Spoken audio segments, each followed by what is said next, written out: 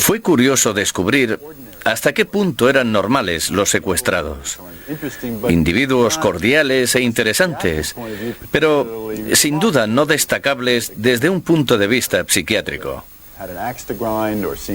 No era gente que te llamara la atención a primera vista o sujetos afectados por mitomanía o, en definitiva, peculiares. Eran simplemente personas que se habían encontrado en su vida con un fenómeno extraordinario. El de Kathy Davis es otro caso importante del libro de Bud Hopkins, Intruders. Kathy Davis ha sufrido también una larga serie de encuentros a lo largo de los años. Pero creo que el más significativo es el episodio de 1983. Se cuenta entre los pocos en los que se han encontrado signos físicos. El terreno estaba completamente transformado. Tras un par de días, resultó evidente que la hierba había muerto y que la tierra había adquirido una consistencia rocosa, algo que no se ha conseguido reproducir en laboratorio. No sabemos qué tipo de energía de irradiación se utilizó, pero está claro que los alienígenas intervienen sobre la estructura del terreno. A este respecto, una vecina vio a través de los árboles, en el último momento del secuestro, algo así como un relámpago de luz gigantesco, exactamente en ese punto. Los objetos empezaron a moverse hacia su casa con un ruido tal que interfería con los electrodomésticos. Asustada pensó en un terremoto. Las luces empezaron a relampaguear para luego apagarse definitivamente. Y esto es interesante. La pantalla de su televisor en color se tornó completamente roja. Dos vecinos oyeron un estruendo en el mismo instante en que se produjo el encuentro. Las paredes de la casa temblaron. Hubo problemas con la instalación eléctrica. Además, antes de la hipnosis, Kathy tenía un recuerdo consciente del aterrizaje del ovni. El de Kathy Davis es el caso más importante en el que he trabajado. Simplemente dejó claro que el punto central del fenómeno de los secuestros era el objetivo reproductor y genético. Kathy me habló del embarazo que repentinamente había desaparecido sin signos de aborto y que ella relacionaba con la experiencia del secuestro. Ello me trajo vivamente a la memoria otros hechos similares en los que había deliberadamente ignorado el problema, a pesar de la exposición de detalles de carácter reproductivo y médico. Una de las razones por las que presumiblemente los alienígenas se llevan a la gente, hombres y mujeres, es para disponer de ejemplares genéticos de esperma y óvulos. Aparentemente todo esto no tiene sentido. Genéticamente, biológicamente, no encuentro razones plausibles para su comportamiento. No obstante, no solo los alienígenas toman estas muestras, sino que existen mujeres que han denunciado casos de falsa gestación. Mujeres efectivamente embarazadas que piensan que su gestación ha sido inducida por esas criaturas. Tras 2 o 3 meses sufren otro secuestro y el niño les es extraído del útero. Cuando se despiertan, al día siguiente, ya no existe embarazo. Y el médico no sale de su asombro.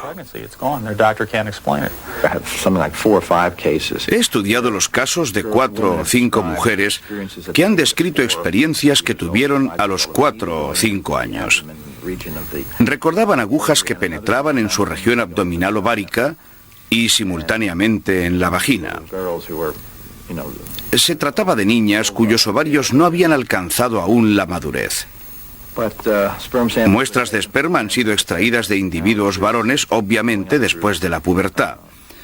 En resumen, una persona puede ser secuestrada a intervalos a lo largo de los años. Al hallarme ante un número tan elevado de casos de esta índole, me he sentido francamente disgustado. El caso de Kathy Davis nos llevó a plantearnos la hipótesis de que esta mujer fuera utilizada en algunos experimentos clínicos con fines reproductivos. En este caso, un día, una mujer embarazada de 7 meses se despertó presa del terror después de que la habitación fuera invadida por una luz azul. El feto había desaparecido y tampoco había signo alguno de aborto. Un feto de 7 meses no desaparece así. Los casos se cuentan hoy por docenas. Pero esto confirma lo que yo considero el punto central de todo el asunto. Es el intento de crear híbridos, de crear una nueva raza o una nueva especie.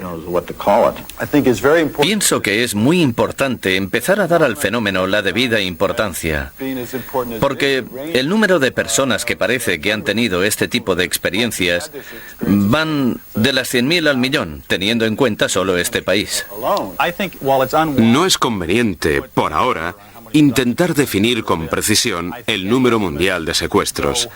En cualquier caso, creo que una estimación de varios miles no es realmente comprobable mediante los datos. Pero, por otro lado, es verdad que han sido analizados cientos de casos. Así pues, supongo que se trata de varios miles, una cifra creíble. Aceptemos la hipótesis del 1% de la población. Bien, esto equivale a 250 millones de personas. Es un montón de gente para empezar. Considerando el 10% de la población, nos encontramos con 25 millones de personas. Un porcentaje así podría ser el correcto, y resulta escalofriante. No dispongo de cifras reales, pero el fenómeno afecta a un número de personas mayor del que se cree.